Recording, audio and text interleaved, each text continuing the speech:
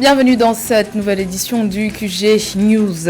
Au sommaire, quelle sera la réaction du Rwanda suite à l'expulsion de son ambassadeur en poste en République démocratique du Congo?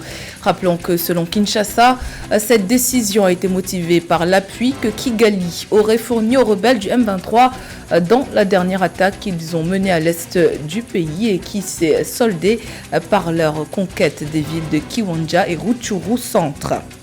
Le 31e sommet de la Ligue arabe se poursuit ce mercredi en Algérie. La première rencontre de l'organisation depuis le Covid-19 s'est ouverte sur fond de tensions persistantes sur les conflits qui agitent la région, notamment la Syrie et la Libye et le rapprochement de certains États avec Israël. Et puis, retour sur la conférence internationale Architalk au Cameroun. Cette 6e édition était placée sous le thème Local 3.0, comment s'adapter au changement climatique en s'appuyant sur les patrimoines. L'occasion pour présenter le projet Mokolo Green City by 2050. On en parle en fin d'édition. Mais tout d'abord, résolution du conflit tigréen. Le Premier ministre éthiopien Abiy Ahmed, qui ne s'était pas exprimé publiquement depuis plusieurs semaines sur la guerre du Tigré, a rompu son silence ce mardi 1er novembre. Dans un reportage réalisé par la télévision publique chinoise, il a pour la première fois évoqué les négociations en cours en Afrique du Sud avec les autorités du Tigré, dénonçant les ingérences de l'extérieur. Pour rappel, un dialogue a été entamé le 25 octobre dernier à Pretoria dans le but de trouver une issue au conflit qui oppose le gouvernement fédéral aux rebelles du TPLF depuis maintenant 2 ans. Conflit qui a déjà fait plusieurs milliers de morts et qui menace la stabilité de la Corne de l'Afrique. Au mois d'août, les combats entre les deux parties se sont intensifiés. L'ONU craint une crise humanitaire sans précédent et soupçonne des crimes de guerre et crimes contre l'humanité dans le nord de l'Éthiopie. Escalade de tensions entre le Rwanda et la République démocratique du Congo. Kinshasa continue d'accuser Kigali de soutenir les rebelles du M23 qui ces dernières semaines ont pris possession de plusieurs villes à l'est du territoire congolais. Accusations qui se sont récemment soldées par l'expulsion de l'ambassadeur rwandais en poste à Kinshasa. Les autorités rwandaises qui regrettent cette tournure des événements continuent de rejeter ces accusations. Que peut-on attendre de la réaction du Rwanda? Élément de réponse dans ce reportage de notre correspondant à Kigali, Fraterne Dakia Isenga. Dans son bureau au ministère des Affaires étrangères, le porte-parole adjoint du gouvernement rwandais est très sollicité. Entre les coups de fil et les entretiens avec les journalistes, Alain Mukurarinda enchaîne pour présenter la réaction de son gouvernement face à l'amplification des tensions entre le Rwanda et la République démocratique du Congo. Les journalistes veulent savoir ce que le Rwanda compte faire après l'expulsion de son ambassadeur à Kinshasa. Le Rwanda garde toujours le cap. Ce problème doit être résolu via les voies pacifiques, par les débats, par les discussions. Ça, c'est la posture du Rwanda et qui n'a pas changé. Parce que si on expulse l'ambassadeur et que le Rwanda fait la même chose, est-ce qu'on n'est pas dans l'escalade là? Le Rwanda a décidé, je dirais même que la décision, le communiqué qui a été publié hier, c'est un communiqué de désescalade. On ne va pas faire exactement la même chose. Plusieurs initiatives de médiation ont été mises en place pour résoudre la crise entre la République démocratique du Congo et le Rwanda, notamment la feuille de route de Luanda, le processus de Nairobi ou encore récemment la rencontre avec le président français Emmanuel Macron. Apparemment, toutes ces solutions semblent ne pas produire les résultats attendus. Il y a eu également Addis Abeba, il y a eu Afrique du Sud. On peut remonter dans le temps. Mais moi, je pense qu'aujourd'hui, il faut le dire. Il ne faut pas se cacher la vérité. Il y a un manque de volonté politique du côté des autorités congolaises. Aujourd'hui, il faut poser la question. Est-ce que ce qui a été proposé a été mis en application? Tant que ça n'a pas été mis en application, pourquoi voulez-vous qu'il y ait des solutions durables? Deuxièmement, qui est responsable en premier lieu de mettre les solutions proposées, de les appliquer? Est-ce que ce sont les pays limitrophes ou c'est le pays en question où il y a des problèmes? Dans un communiqué publié le 30 octobre, l'Union africaine rappelle les parties prenantes dans cette crise à privilégier le dialogue. À cet égard, l'organisation appelle toutes les parties à participer de bonne foi au 3e dialogue de paix intercongolais qui se tiendra à Nairobi du 4 au 13 novembre 2022. Pour rappel, le gouvernement congolais reproche au Rwanda de soutenir les rebelles du M23 qui assiègent aujourd'hui plusieurs villes à l'est de la RDC, des allégations que le gouvernement rwandais a toujours niées. La République démocratique du Congo, où des manifestants ont incendié des véhicules de l'ONU à Goma dans la nuit de ce mardi 1er à mercredi 2 novembre pour protester contre la présence de la mission des Nations Unies dans le pays. Les incendies ont commencé après que des rumeurs selon lesquelles l'ONU transporterait des rebelles du groupe M23 se soient répandues parmi les personnes déplacées et les habitants de la ville. Notons que lundi 31 octobre, les habitants de Goma, capitale de la province du Nord Kivu, étaient descendus dans les rues pour manifester contre le Rwanda, accusé par Kinshasa de soutenir le groupe rebelle. Les dirigeants de la Ligue arabe sont actuellement réunis à Alger dans le cadre du 31e sommet de l'organisation qui se clôture ce mercredi 2 novembre. L'Algérie, pays hôte, a placé cette rencontre sous le signe du rassemblement et de la réactivation des mécanismes de prévention et de résolution des conflits au sein des pays membres. Rassemblement nécessaire puisque ce sommet s'est en effet ouvert dans un contexte tendu, les États membres ayant des positions divergentes sur de nombreux sujets épineux, à l'instar de la Syrie, encore du rapprochement de certains États avec Israël. Dissensions qui ont été illustrées par l'absence de nombreux dirigeants, parmi lesquels le souverain marocain Mohamed VI, qui s'est fait représenter par son ministre des Affaires étrangères, Nathalie Bo. Hôte de la 31e édition du sommet de la Ligue arabe du 1er au 2 novembre 2022, l'Algérie place cette rencontre sous le signe du rassemblement.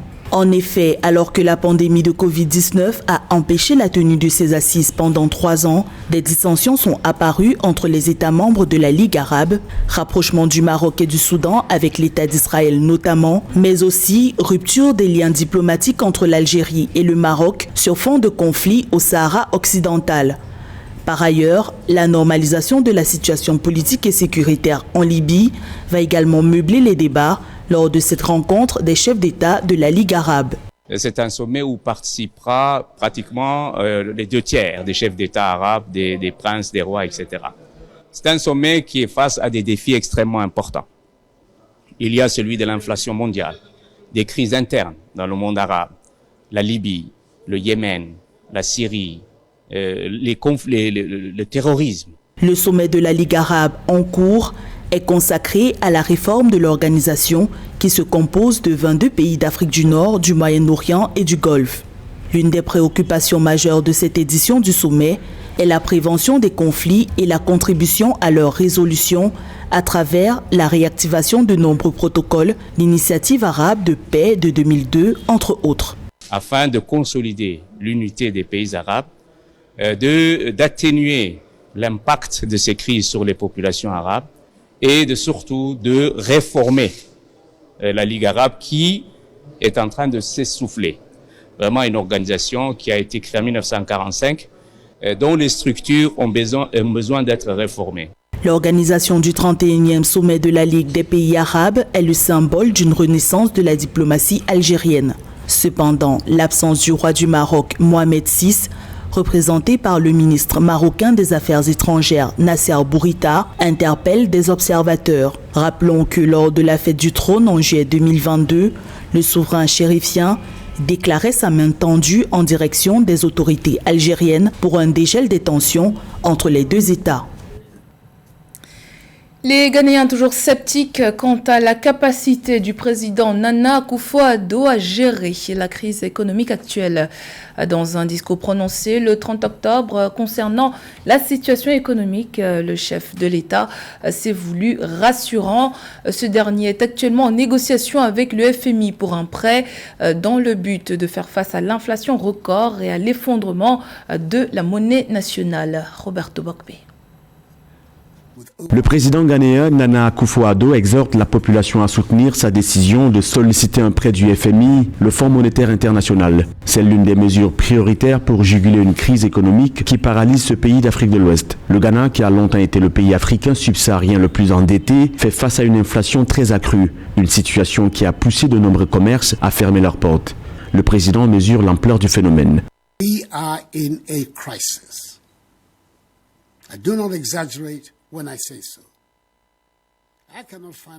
Nous sommes en crise. Je n'exagère pas quand je le dis. Je ne connais pas d'exemple dans l'histoire où autant de forces malveillantes se sont réunies en même temps. Mais comme nous l'avons déjà démontré dans d'autres circonstances, nous ferons de cette crise une opportunité pour résoudre non seulement les problèmes urgents à court terme, mais aussi les problèmes structurels à long terme qui continuent de perturber notre économie. But the long-term structural problems that continue to bedevil our economy. Initialement prévu d'ici à 3 semaines, un accord avec le FMI est désormais attendu pour la fin de l'année. Déjà accablé par une forte dette, le Ghana cherche à obtenir un crédit de 3 milliards de dollars pour faire face à l'inflation record de 37% et à l'effondrement de sa monnaie, mais aussi aux difficultés économiques aggravées depuis l'invasion russe en Ukraine. We've gone to the fund to repair in the short term. Nous nous sommes adressés au Fonds monétaire international pour assainir à court terme nos finances publiques et rétablir notre balance des paiements, tout en continuant à travailler sur les changements structurels à moyen et long terme qui sont au cœur de notre objectif de construire une économie ghanéenne robuste et résiliente et de bâtir un Ghana sans aide. And building a Ghana beyond aid. Les discussions avec le FMI ont fait naître la crainte que le gouvernement impose des mesures d'austérité qui mettraient un peu plus la population dans une situation difficile. Les législateurs du parti du président Akufo-Addo ont appelé au limogeage du ministre des Finances, accentuant la pression sur le gouvernement. À l'occasion de la journée mondiale des villes s'est tenue au Cameroun la 6e édition de la conférence internationale Architalk. Placée sous le thème Local 3.0, comment s'adapter au changement climatique en s'appuyant sur les patrimoines. La rencontre avait pour but de présenter le projet Mokolo Green City by 2050. Ce projet a pour vocation de reconstruire la ville de Mokolo à l'extrême nord du pays, sujette à une pluviométrie dense, source d'inondations et de multiples sinistres. Joël Ballot. En octobre 2022, de fortes pluies ont détruit des ponts, décimé des cultures, fait périr du bétail et ravagé plus de 43 000 personnes dans l'extrême nord du Cameroun. L'excédent d'eau, qui est la cause de ces sinistres, s'explique par la forte pluviométrie et l'absence de canalisation. Avec le projet Mokolo Green City by 2050, présenté par l'architecte camerounais Cédric Stamban, à l'occasion de la 6e édition de la conférence internationale Architalk, le directeur général de Chorus Architecture veut faire de Mokolo une ville écologique qui réponde aux exigences d'urbanisation. Mokolo 2050 est porté par la volonté des collectivités de la ville de Mokolo. Le concept met en valeur les atouts de la ville de Mokolo de façon autant utopique que pragmatique, bien sûr. Les matériaux de la ville, la culture de la ville, les formes, les symboles, mais surtout le potentiel qu'on peut développer dans cette ville-là. Actuellement, plus de 37,73% des terres sont occupées par des lotissements pour seulement 1% de verdure. Cependant, d'ici 2050, l'objectif du projet Mokolo Green City est de passer à une surface bâtie de 2,17% avec 37,12% d'espace vert. De façon concrète, il y aura autant de logements, mais exploités en hauteur et non en largeur. Plus d'espace vert, plus de voies de circulation pour réduire l'excédent d'eau. Avec le projet Mokolo 2050, la ville de Mokolo, je pense que c'est une belle initiative. En prenant en compte ou en considération les différents aspects ou les différents problèmes d'une ville, ça nous donne de voir un peu plus loin comment est-ce qu'on peut faire avec les ressources qu'on a. Bien que cette vision soit une approche moins coûteuse et plus écologique pour nombre d'intervenants, la faisabilité reste encore à revoir. Mokolo Green City by 2050 demande une volonté commune du gouvernement, des organisations, de la population. Pour l'heure, les finances mobilisées pour sa matérialisation, comme l'indique Cédric Stamban, émanent de l'initiative de Chorus Architecture qui ne demande qu'à être appuyée pour offrir un avenir meilleur aux populations de Mokolo. Également dans l'actualité, l'Égypte célèbre cette année le centenaire de la découverte du tombeau du pharaon Toutankhamon. La découverte de sa tombe, vieille de 3000 ans, avait marqué un tournant dans l'archéologie. Toutankhamon est perçu comme le symbole ultime de la gloire de l'Égypte ancienne. Il est devenu le pharaon égyptien antique le plus célèbre au monde grâce à l'état incroyable dans lequel a été découverte sa dernière demeure en 1922 et aux objets funéraires trouvés à côté de son corps.